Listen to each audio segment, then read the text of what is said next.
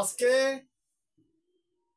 আমাদের মধ্যে উপস্থিত হয়েছেন মানবাধিকার প্রতিষ্ঠা ও বাস্তবায়ন সংস্থার চট্টগ্রাম বিভাগীয় সভাপতি জনাব পারভেজ শেখ হৃদয় সাহেব এবং অন্যান্য নেতৃবৃন্দ।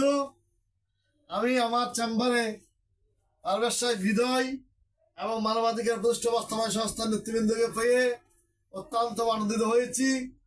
ওনারা এখন বর্তমান রোজা রমজানের দিনে বিভিন্ন ভেজাল বিরোধী আন্দোলনের সহিত জড়িত।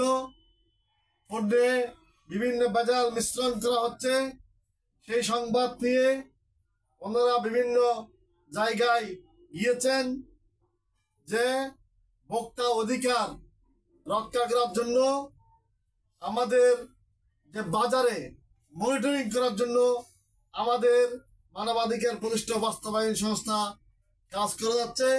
মানবাধিকার প্রতিষ্ঠা বাস্তবায়ন সংস্থা মানুষের যেখানে অধিকার লুণ্ঠিত হয় আমরা সেখানে কাজ করি।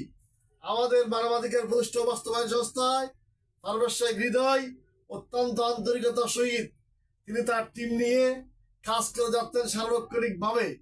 সেই টিমে আছেন আফসার সাহেব, আমাদের মুরব্বী নূর হোসেন সাহেব, নূর মোহাম্মদ সাহেব, আমাদের বাইরের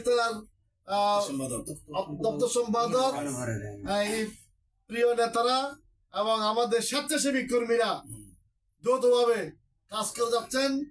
ইনশাল্লাহ আপনারা যে যেখানে থেকে দেখছেন, যদি কোথাও কোনো অন্যায় অবিচারের সংবাদ পান, কোথাও কোনো অন্যায় অবিচার দেখেন, আপনারা আমাদের বিভাগীয় অফিসে অথবা জেলা কার্যালয়ে